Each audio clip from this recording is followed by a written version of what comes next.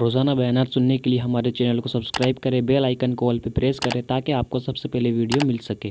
ایک تفسیر میں بھی عرض کیا، بعض لوگوں کو ایسا لگتا ہے کہ رمضان میں لوڈ شیڈنگ ہوتی ہوگی، کچھ خزانہ خدا میں بچت کے لیے لوگوں کو بھوکا اور پیاسا رکھا جاتا ہے، کچھ رزق بچا لیا جائے۔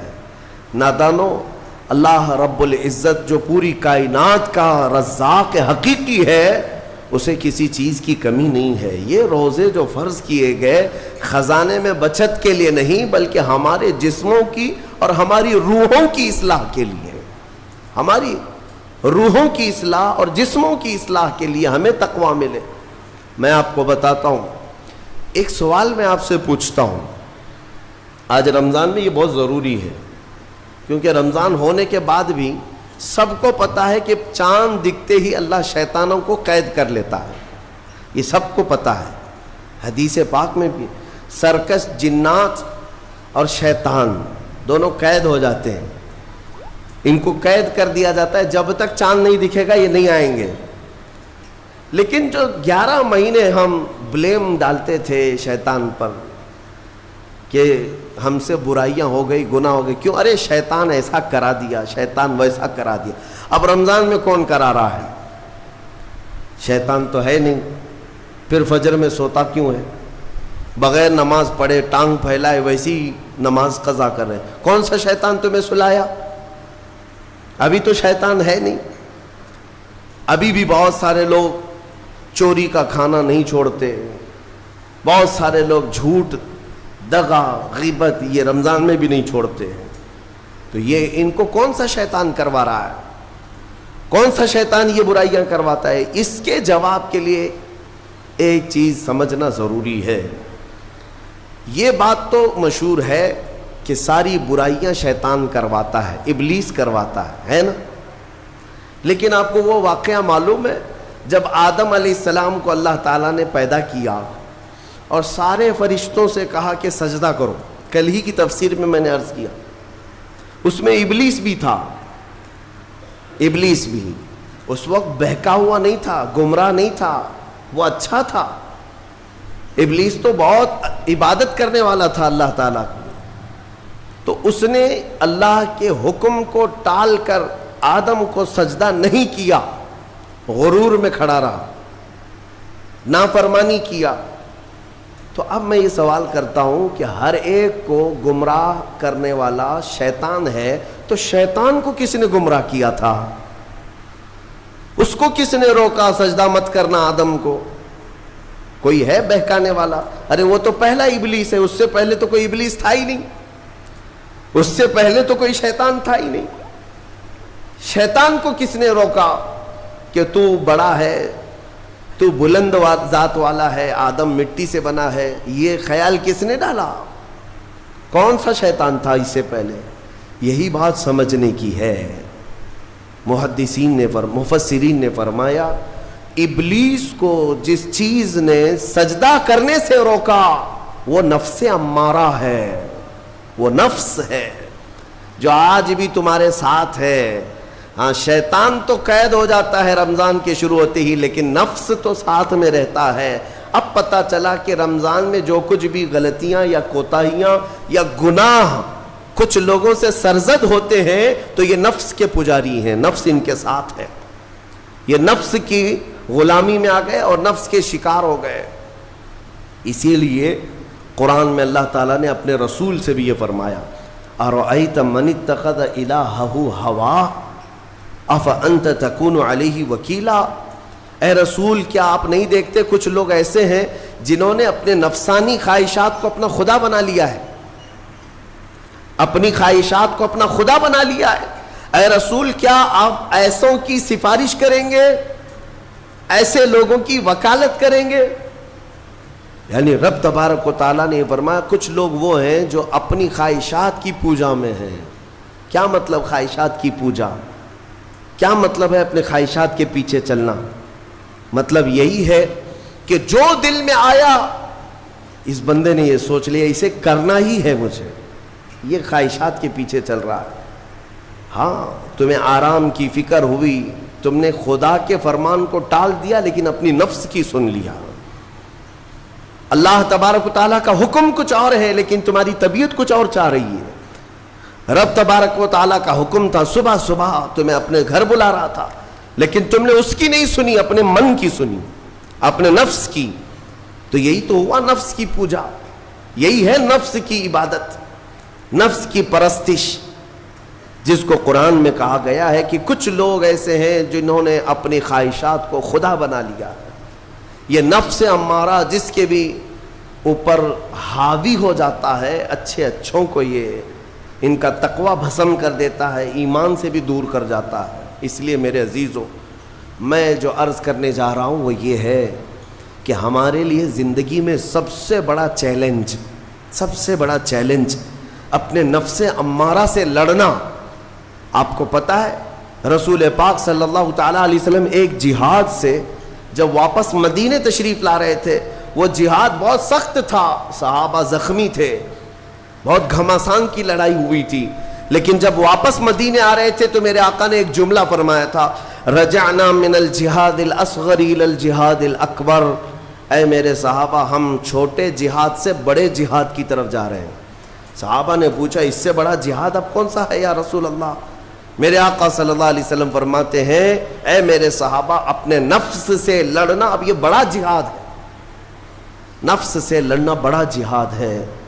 میرے عزیزوں، یہ خواہشات کو ہی ختم کرنا ہو، اس نفس کو اگر کنٹرول میں لانا ہو تو کیا کرو گے؟ نفس امارہ سب کے پاس ہے۔ قرآن میں مولا فرماتا ہے وَمَا أُبَرِّئُ نَفْسِي إِنَّ النَّفْسَ لَأَمَّارَةٌ بِالسُّوءِ إِلَّا مَا رَحِمَ رَبِّي۔ کوئی اپنے نفس سے بچ نہیں پائے گا سوائے وہ شخص جس پر میرا رب رحم فرمائے۔ اللہ کا رحم جس پر ہو گیا وہ اپنے نفس سے بچ جائے گا۔ میں آپ کو ایک دعا بتاتا ہوں، حضور پاک صلی اللہ علیہ وسلم اگر دعا کرتے تھے تو اس سے آپ کو اندازہ ہو جائے گا کہ یہ کتنی امپورٹنٹ چیز میں آپ کے سامنے کہہ جا رہا ہوں۔ کون سی؟ حضور جب دعا کرتے تھے تو یوں کہتے تھے اللہ کی بارگاہ میں، اللہم لا تکلنی الی نفسی طرفۃ عین، اے اللہ تو مجھے میرے نفس کے حوالے ایک منٹ کے لیے بھی مت دینا، تو اپنی حفاظت میں رکھ۔ حضور جب یہ دعا کرتے تھے کہ مجھے میرے نفس کے حوالے ایک منٹ کے لیے، طرفۃ عین کہتے ہیں پلک جھپکنے کے برابر، اتنے ٹائم کے لیے بھی اے اللہ تو مجھے میرے نفس کے حوالے مت کرنا، تو اپنی حفاظت میں رکھ۔ سید الانبیاء جب یہ دعا کرتے ہیں تو اندازہ کرو اے مومنو، نفس کی تباہ کاریاں کیا کیا ہیں، یہ کتنوں کو ہلاک کر دیتا ہے، کتنوں کا عمل ضائع کرتا ہے، کتنوں کا ایمان ختم کرتا ہے۔ اب میں جو بات کہہ رہا ہوں وہ یہ توجہ سے سنو، یہ نفس امارہ جس نے شیطان کو بھی گمراہ کیا، شیطان کو بھی بہکا دیا، یہ نفس آدم کو سجدہ نہ کرنے کا جو غرور پیدا کیا یہی نفس امارہ تھا۔ اس نفس امارہ کو اگر کوئی کنٹرول کرا سکتا ہے تو وہ ماہ رمضان المبارک، بس یہی ہے رمضان کی فضیلت۔ رمضان المبارک اس لیے تمہیں دیا گیا کہ بڑی بڑی طاقتیں تمہارے نفس کو قابو میں نہیں کر پائیں گی، لیکن رمضان کے روزے تمہیں کنٹرول میں لے آئیں گے، کنٹرول میں لائیں گے۔ اب سمجھ میں آیا کہ روزے کیوں رکھائے جا رہے ہیں؟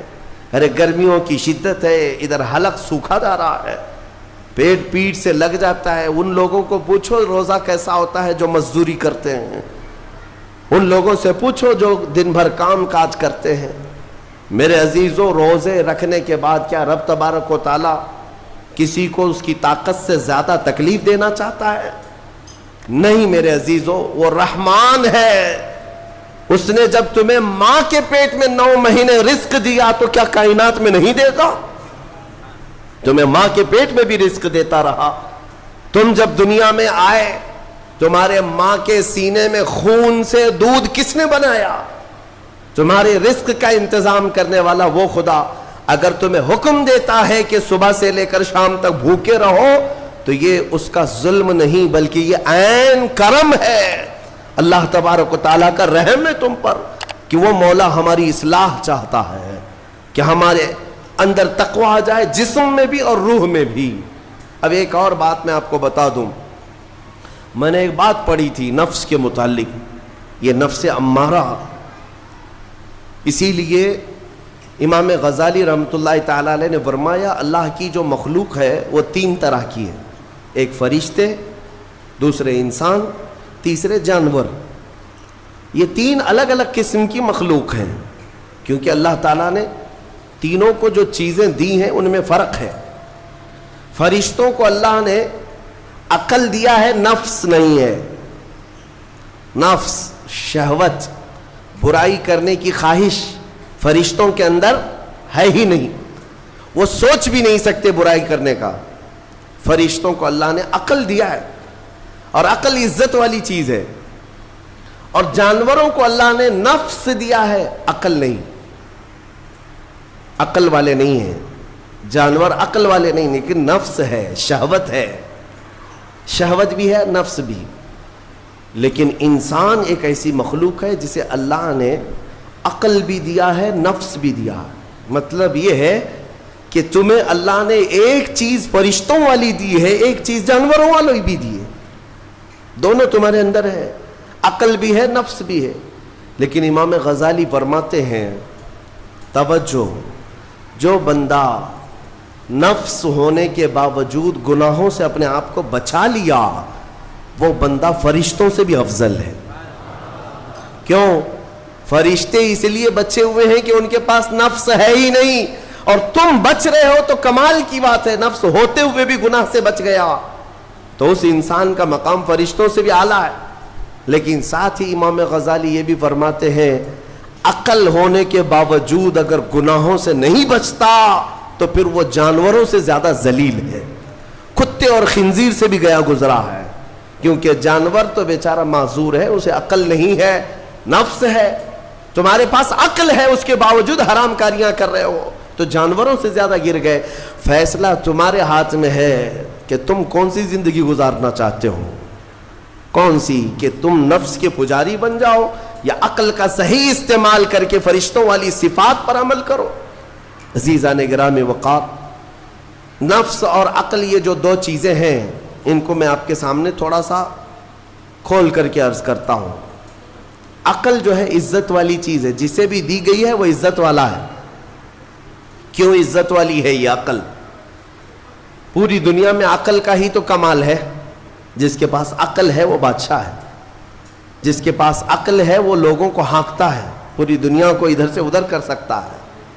عقل اور نفس جو ہے، نفس برائیوں کی طرف بلانے والا، عیاشی کی دعوت دینے والا، موج مستی کرانے والا اور اپنے آپ کو تباہ کروانے والا۔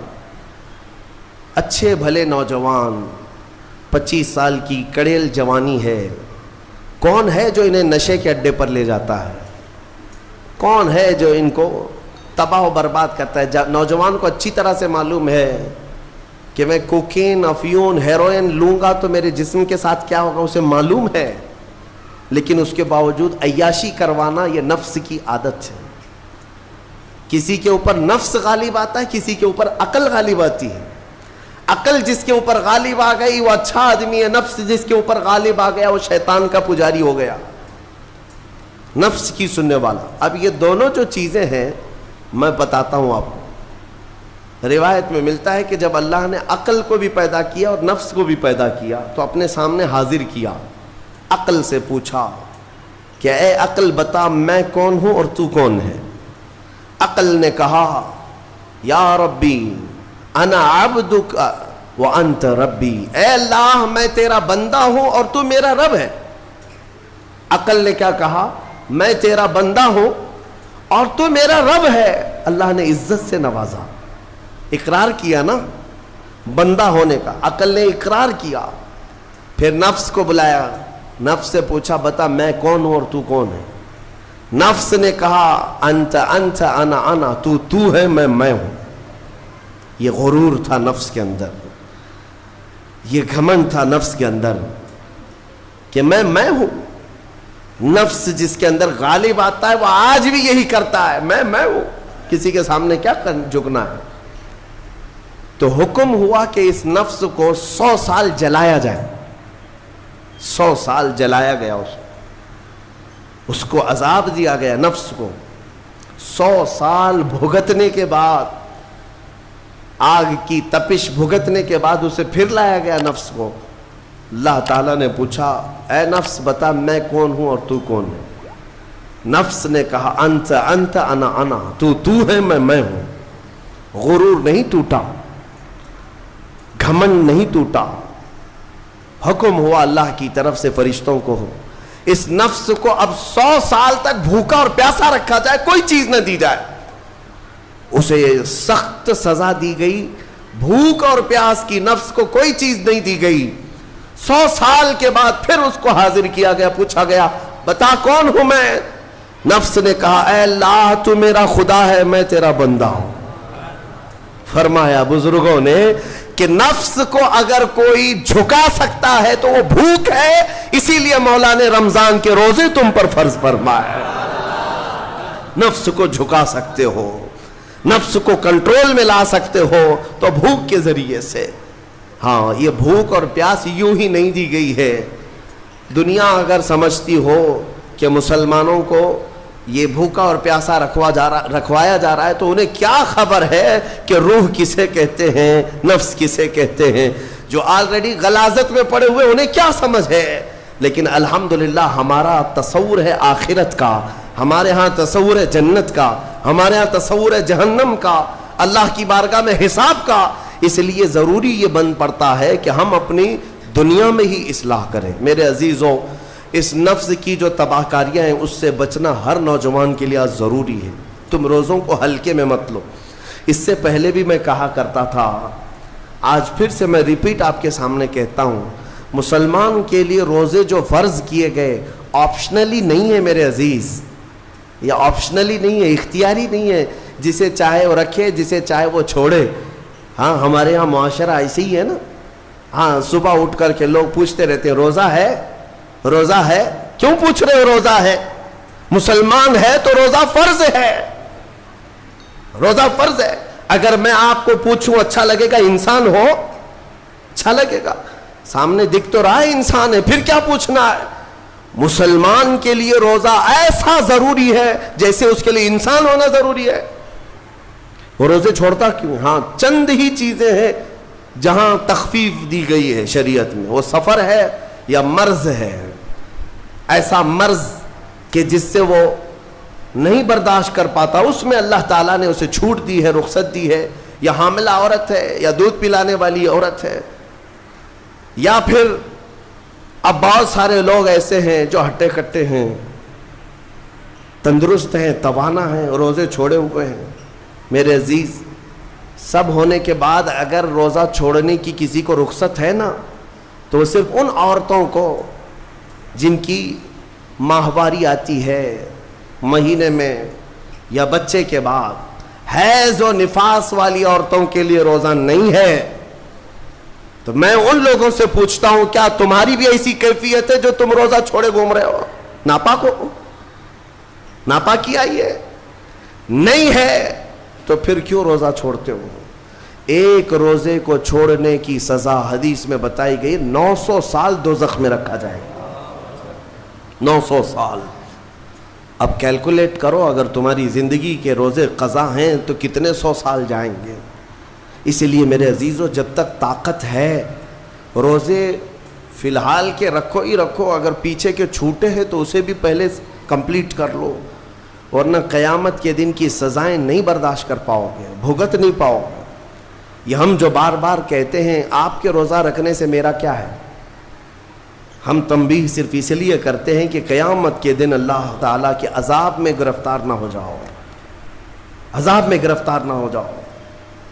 اور ہمارے بزرگوں نے ہمیں تعلیم دی ہے کہ اللہ تعالیٰ جب 11 مہینے کھلاتا پلاتا ہے اور وہی مولا 1 مہینہ اگر حکم دے تو یہ کس قدر بندے کی ناانصافی ہے کہ اپنے مولا کے حکم کو پیٹ پیچھے ڈالتا ہے اور پھر کھاتا پیتا رہتا ہے.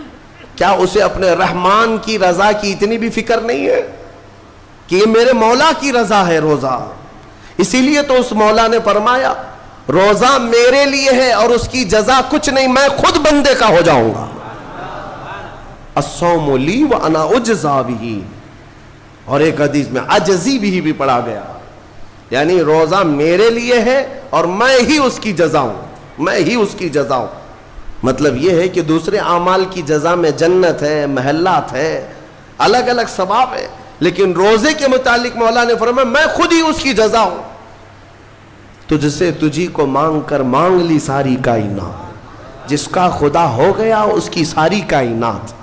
میرے عزیزوں, اللہ تبارک و تعالیٰ اگر کسی بندے کا ہے تو پھر اس کے کیا کہنے.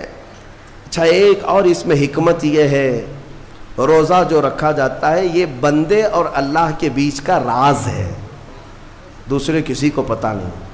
میرا روزہ آپ کو نہیں معلوم, آپ کا روزہ مجھے نہیں معلوم. چہرہ دیکھ کر کے کچھ بھی کہا جا سکتا ہے.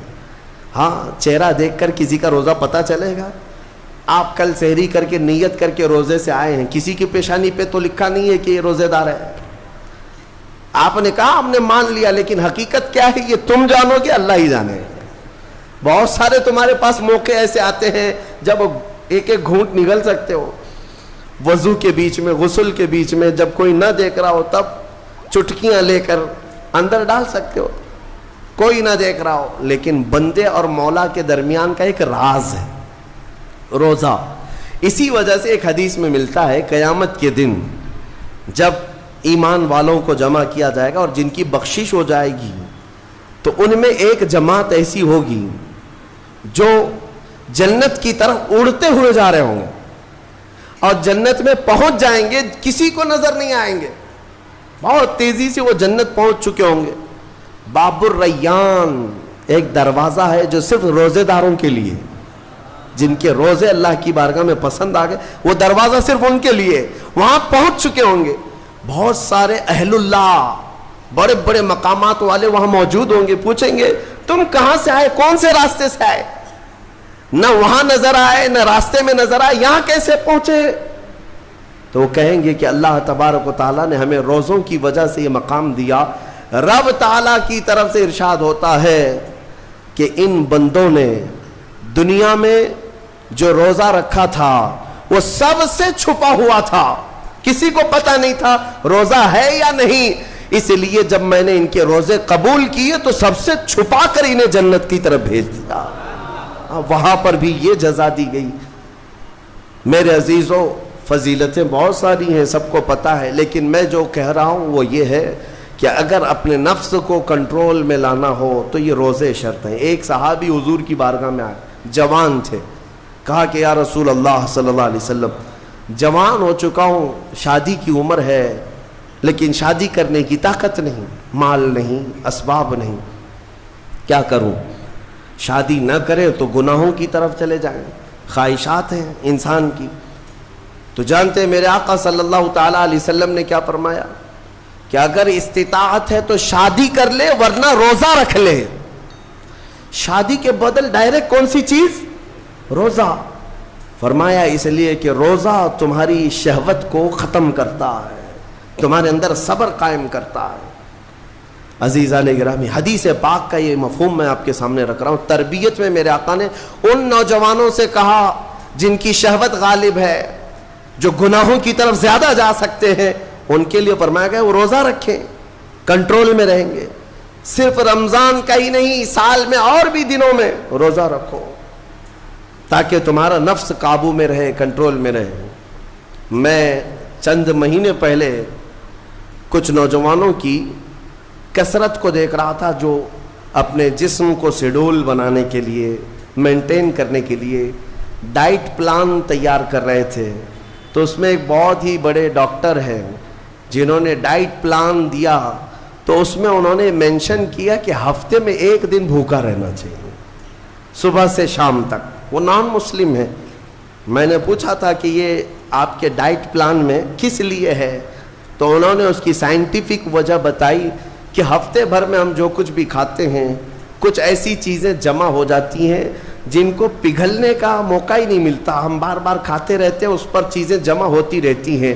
ایک دن ہفتے میں اگر اپنے پیٹ کو خالی چھوڑ دیا جائے تو فاسد مادے گل کر کے باہر نکل جائیں گے اور صحت ہمیشہ صحیح رہے گی.